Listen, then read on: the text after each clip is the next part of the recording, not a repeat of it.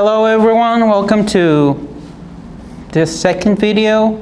The theme is still Japanese businesses, and on this video the name is how the Mitsui old money family of Japan became richer than the emperors.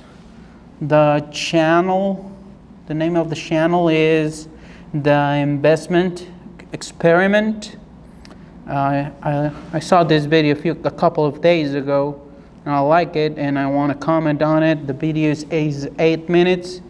I am an admirer of the Mitsui family business, and of course, I think it's good to know how this family enterprise became so big that it's still hundreds of years still around within the Japanese island. So let's start listening. I will pause and I will comment on the video. Family's influence has been so monumental that it challenges the very bedrock of imperial Gonna go power. a little bit back. Meet the Mitsui family. Back. In Japan, where emperors are held in divine esteem, one family's influence has been so monumental that it challenges the very bedrock of imperial power. Meet the Mitsui family, a dynasty whose story is not a chapter in a history book, but a living narrative that continues to shape Japan. Their extraordinary legacy. It prompts a question that's as intriguing as it is audacious. Could the Mitsuis actually be wealthier than the emperors they've historically served? Before we begin, please make sure to give this video a thumbs up and subscribe to the channel. Gonna go a little further. Humble beginnings. The story of the Mitsui family's... The humble beginnings. I think all mankind started with a humble beginning, and it's not so much as how do you start on life. It's not even the decisions that you take around throughout your life. Sometimes you take some decisions thinking it's the best decision with the information that you have at a time. And then just ask programmers. They'll got fired in the last couple of years because this machine, this AI, you just have to describe what you wanted the code to do, and then it will give you some sort of generic or very specific code that you can run either on hardware or software and pretty much do their job.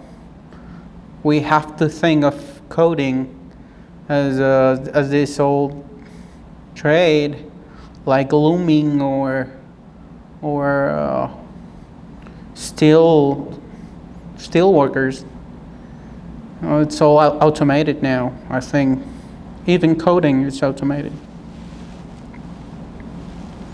The humble beginnings. The story of the Mitsui family starts with a bang. Picture this.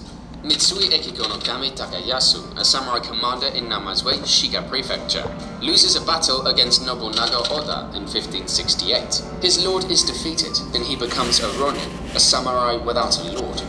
What's a samurai to do when he's lost it all? Takayasu made a daring move. He relocated to what is now known as Ise in Mie Prefecture. It was a fresh start, a new chapter.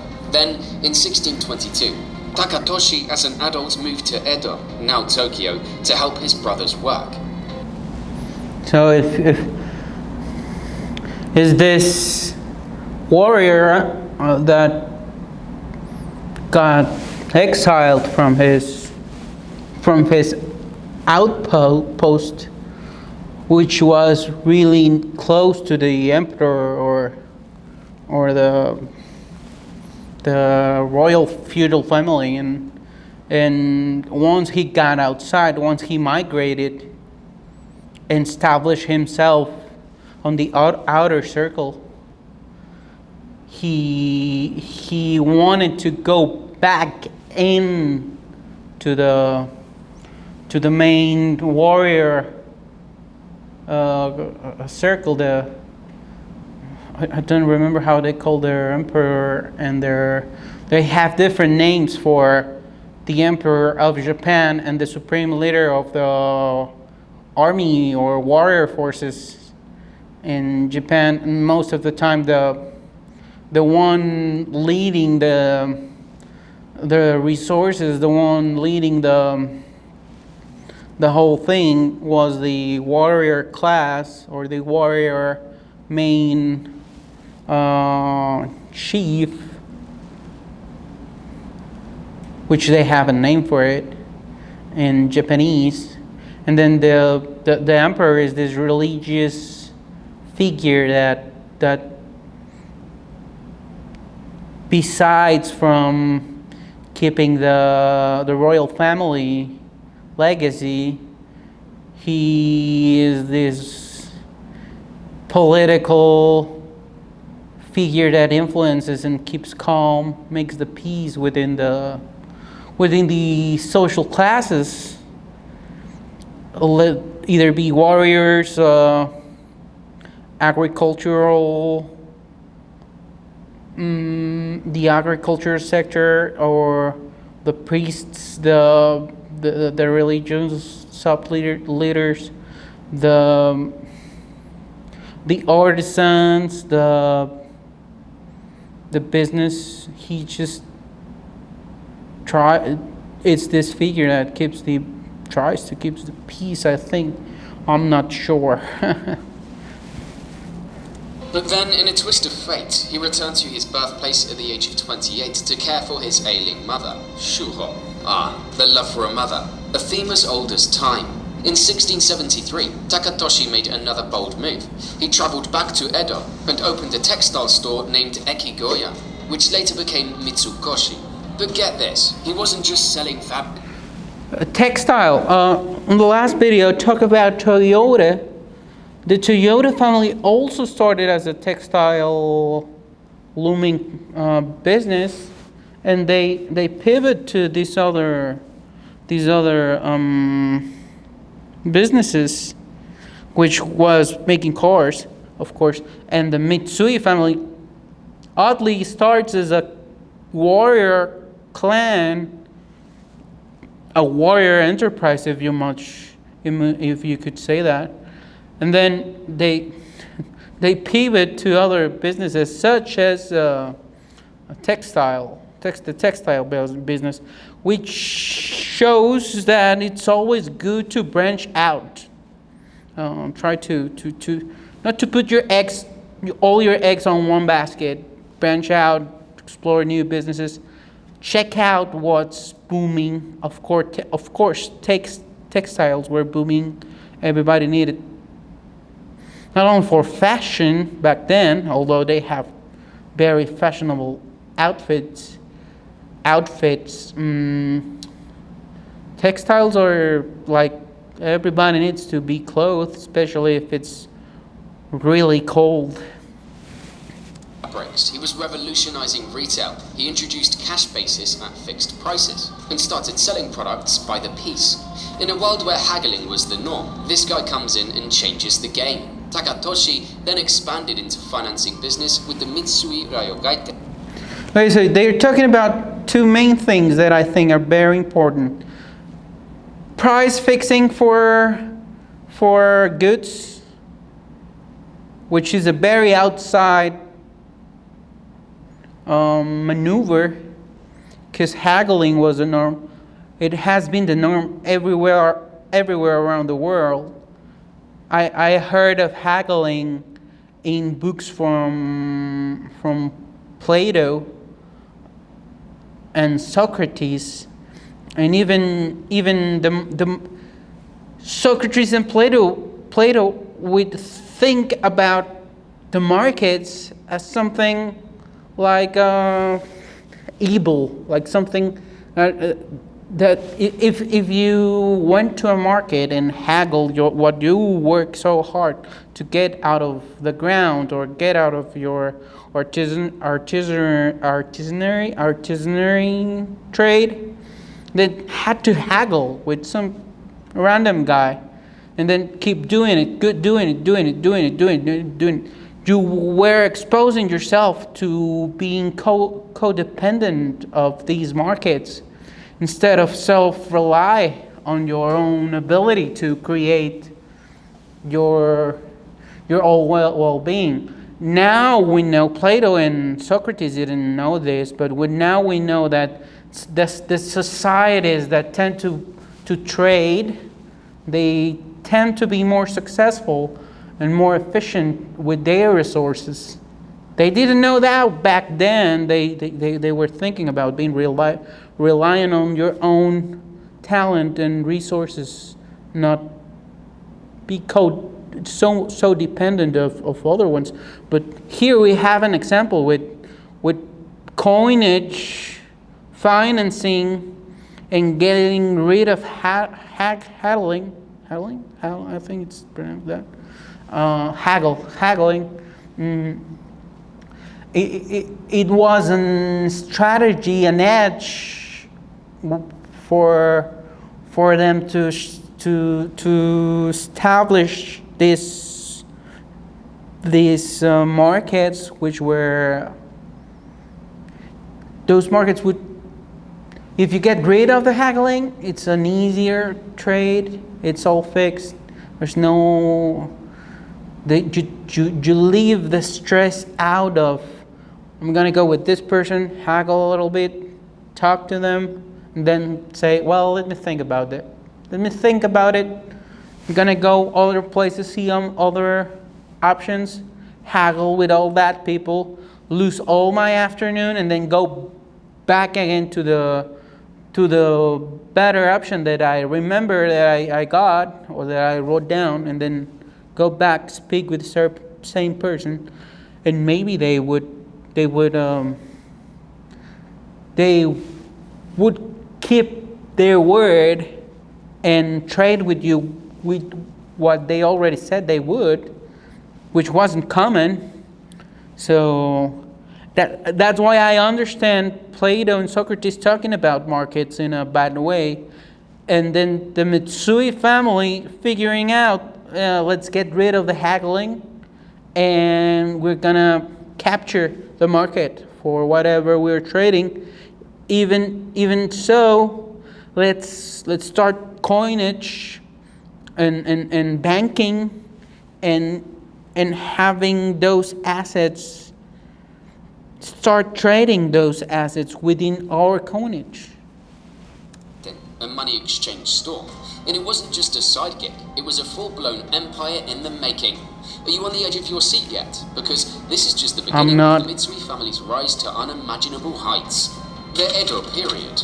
Now we'll dive deep into the Edo period, a time where the Mitsui family wasn't just rich, they were the richest in all of Japan. How did they do it? Well, they had a little help from their friends, or should I say the shogunate government. That's Shogun. Right, the Mitsuis had the backing of the big guns, and boy, did they use it to their advantage. Unlike other merchants who only catered to the wealthy, Takatoshi and his eyes set on the emerging middle class.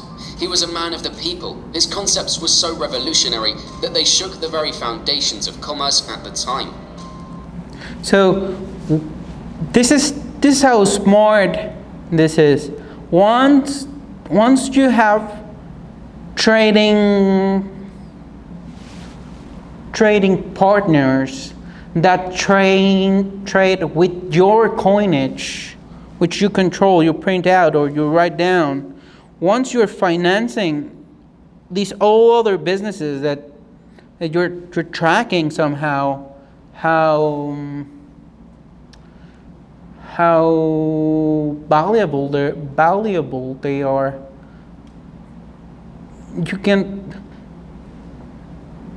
You have this influence that the shogun, they say not the emperor, the shogun. The shogun starts to see your influence through trade to keep the peace and even jumpstart or push this new middle class that it's gonna be so happy for their new raised standard of living that you are creating, which you're not creating through war or through capturing, monopolizing violence within a society. I think it's a pretty smart move, if you ask me. I think it's better to have a trading influence within society than having everybody fear you because you have access or you control the availability of weapons and you're the biggest guerrilla within your society. It's a clever, smarter way to even allocate those resources that make weapons to create products and also give new services. I think it's an amazing thing that they pivot from influencing society with weapons and war being the warrior class to starting, let's say, being within the financial class, I would say, or within the trading class, which also counts for financing. In short, the Mitsuis were not just making money, they were making history. Then, in the late Edo period, their textile store, Ekigoya, grew into the largest of its kind. And at the same time, their money exchange store, Mitsui Ryugaten, continued to expand. It was like they had the Midas touch. Everything they touched turned to gold. Around 1720, this venture was renamed Kawase Mitsui Gumi, now known as Sumitomo Mitsui Banking Corporation, and its profits started to soar, even surpassing the textile business. So there you have it, the early years of the Mitsui family, filled with suspense, drama, and a whole lot of money making. And the best part, this is just the beginning. The Meiji era. Okay, so I think it's inaccurate to say that making money was their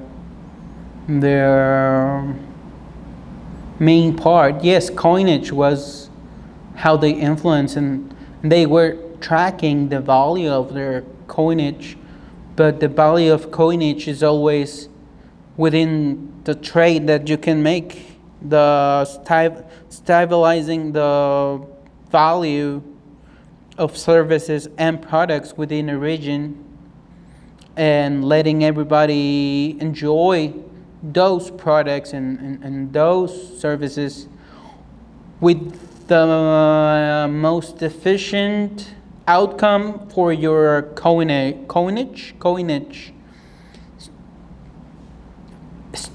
which is stopping the devaluation of your financial trading asset, which is your coinage.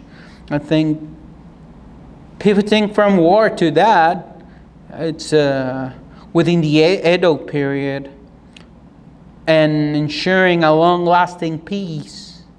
I think it's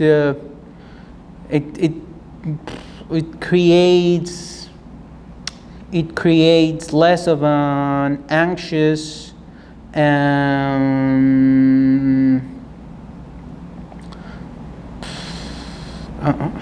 a society which is more caring for each other, which sounds really communistic, but it's not.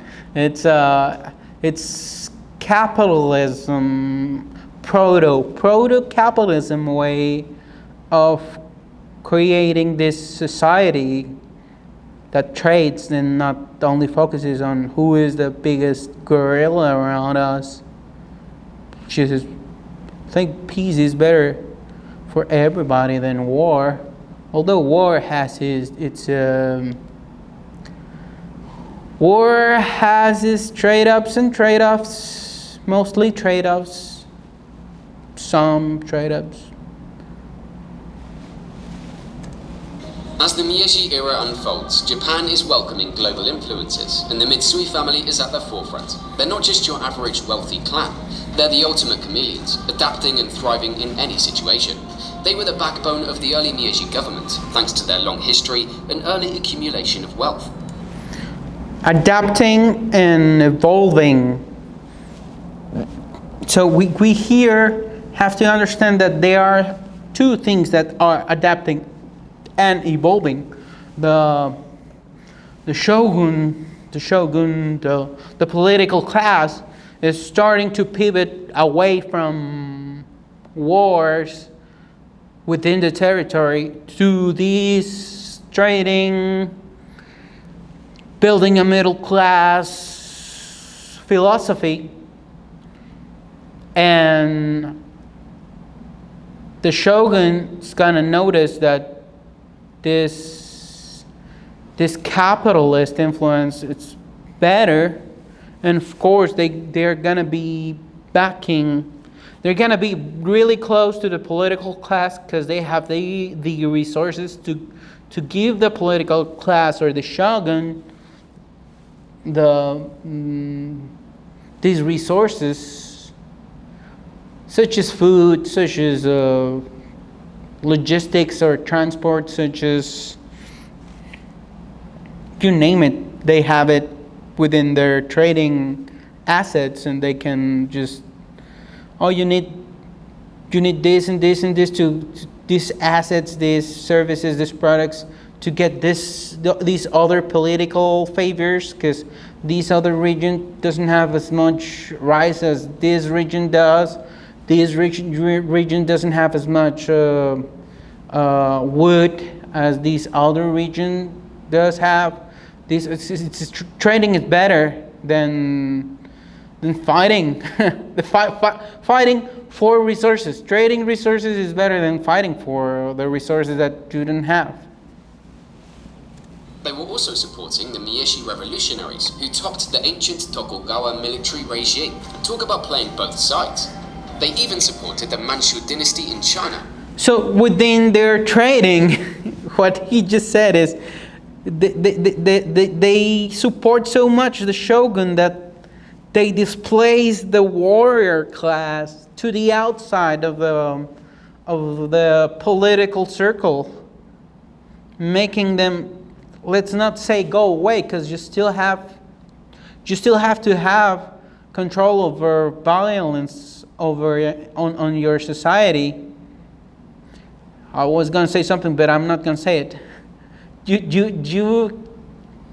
This control over violence within your society, it's gonna back you up as a established political figure. But not only that, you also need trade. You also need resources that are moving within this cycle economy.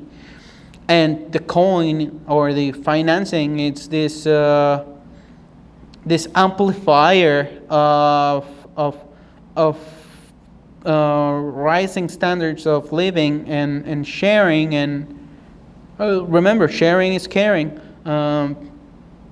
That's why they were like, we need to give this trading family more of a say within the political realm, more so than the warrior class. Let's even start using this financial scheme to influence outsiders into trading with us, things that we don't have, but they do have.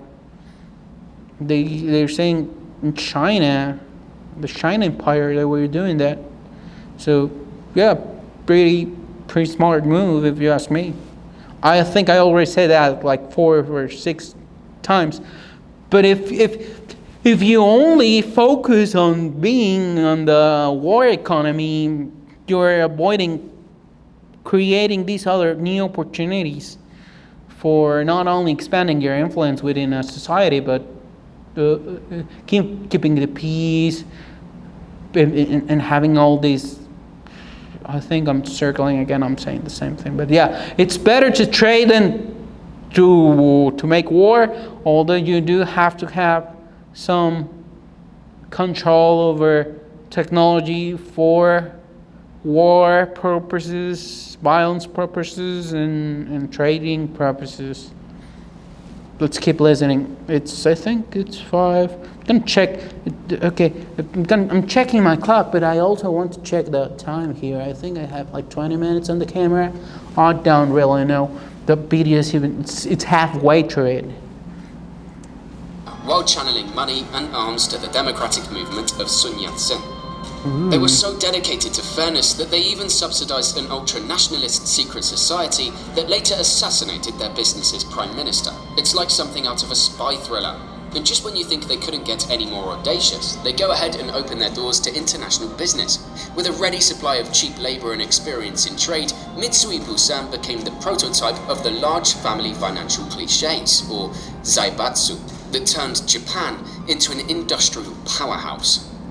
So they're not only trading with resources, now they're trading information within their business community, outside of their business community, within their political region, and outside of their political region, which is, whoa, I'm talking about pivoting and expanding through every corner of social capital that you can leverage. It's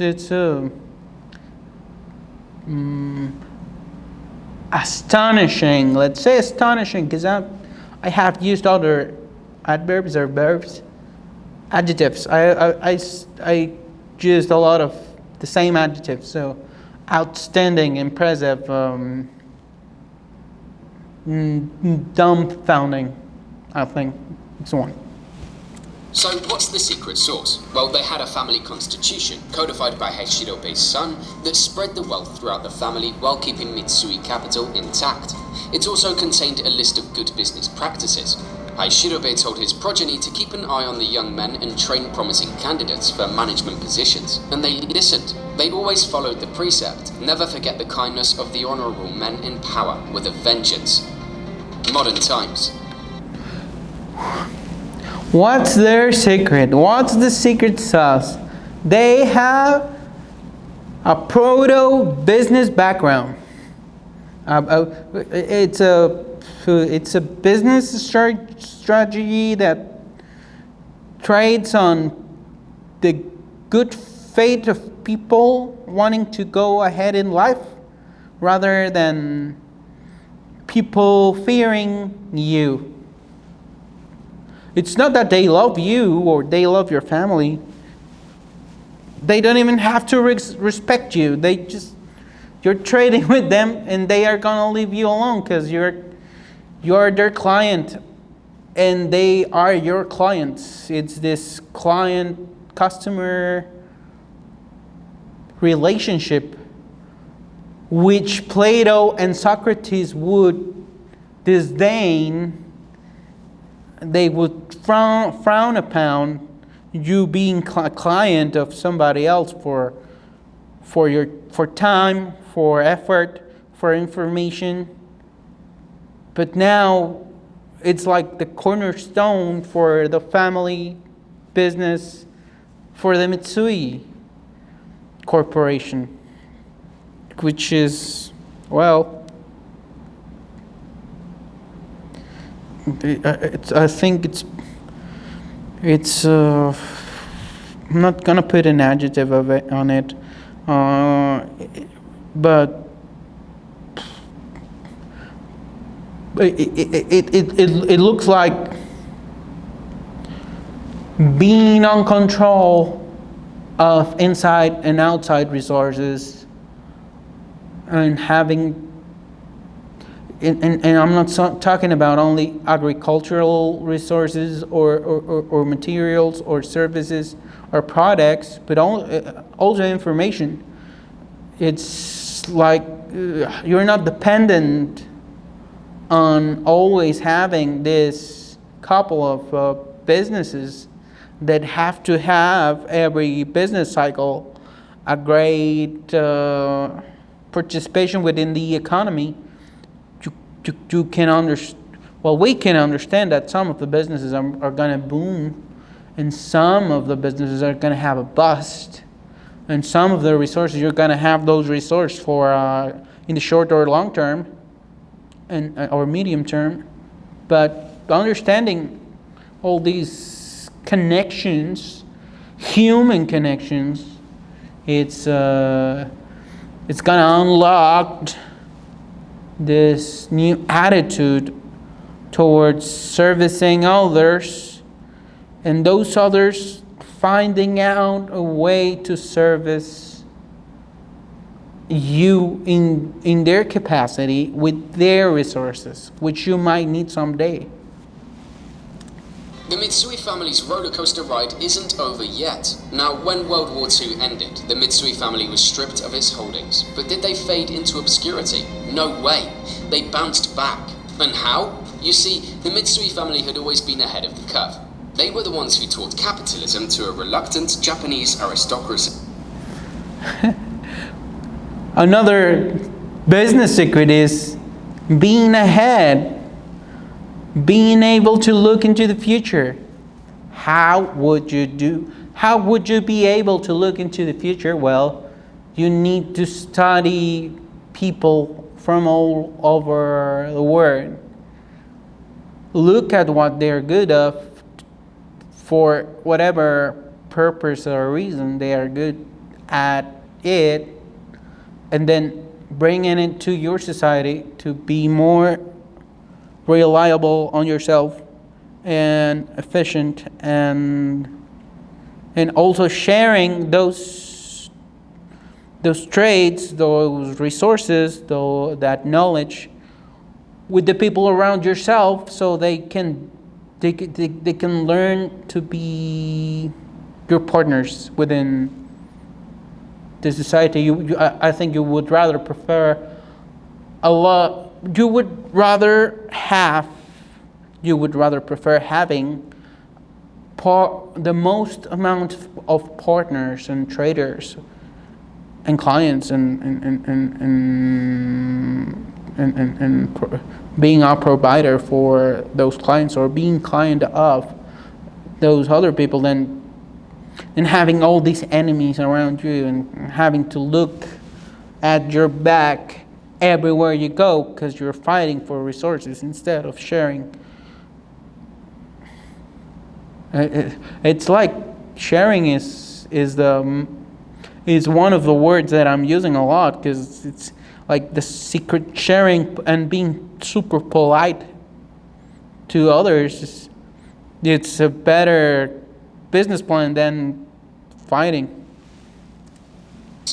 And now they were about to teach the world a lesson in resilience. At the height of their power between the two world wars, the Mitsui family was worth a staggering $450 million, and their businesses employed more than 3 million people.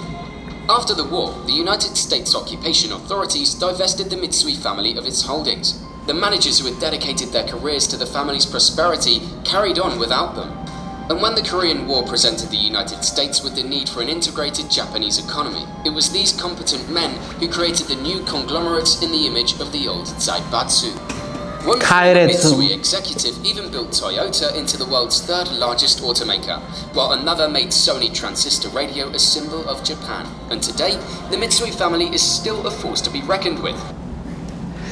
This booming and busting cycles, what they also teach you is that yes, sometimes you're gonna have all the resources that you need, even more, and sometimes you're not gonna have anything.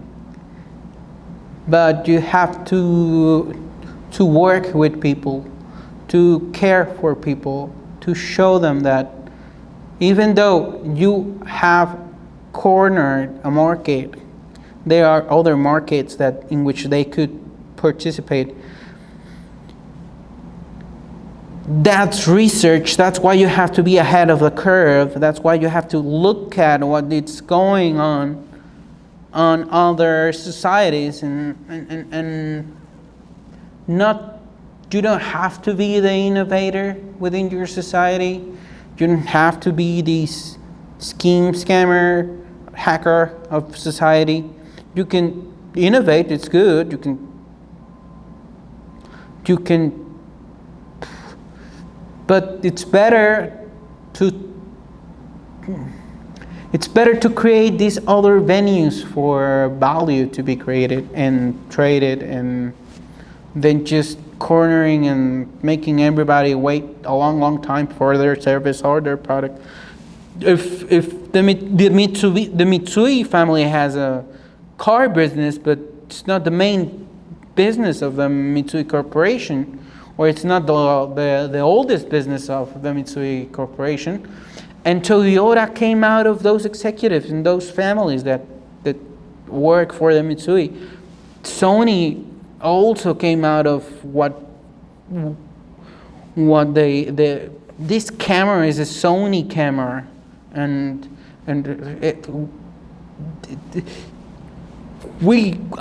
I haven't seen a Mitsubishi camera, but I think it's better for Japan to have all these providers for the world, and all of us having to trade with Japan for all these products and services than relying on ourselves. I did say in my last video that Mexico, there's no electronics company for Mexico like Sony. There's no automaker like Mitsubishi or Toyota in Mexico. Most of Mexico's population buys Japanese cars because they are of a long-lasting quality, and they have a race standard for lasting a long time. And we only have a bike manufacturer which buys all of its parts from China. We depend on China. Mexico depends on China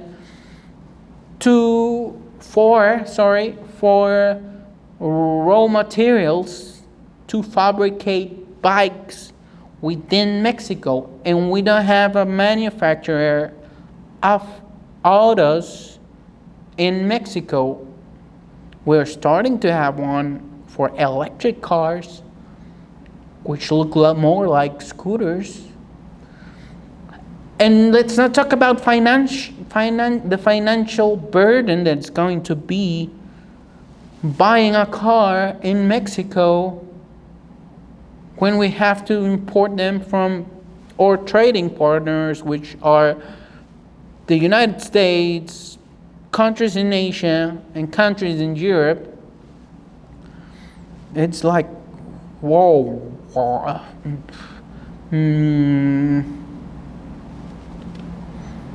I much rather have a manufacturer of a crappy car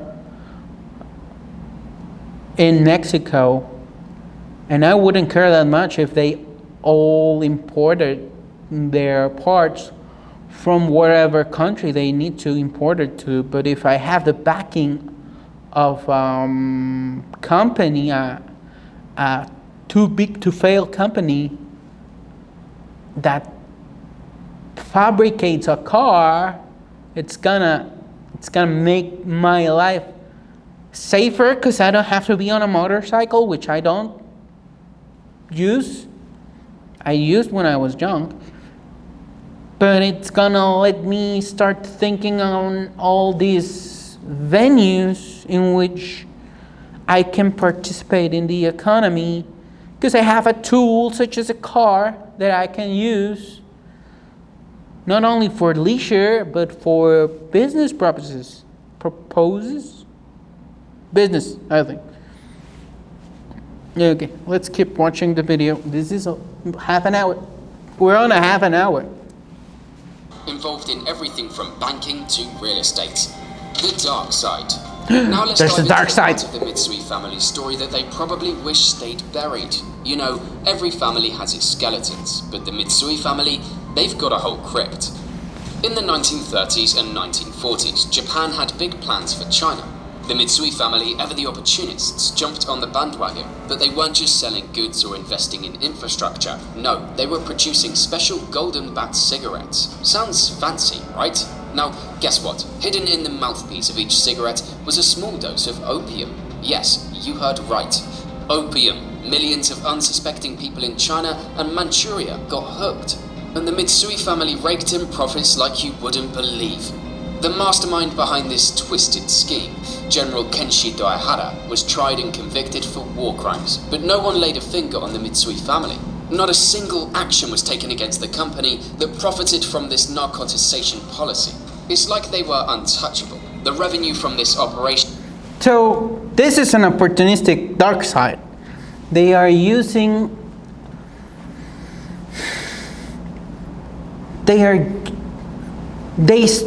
It's not a cartel, but they are using narcotics, or they are using, yes, basically they are in the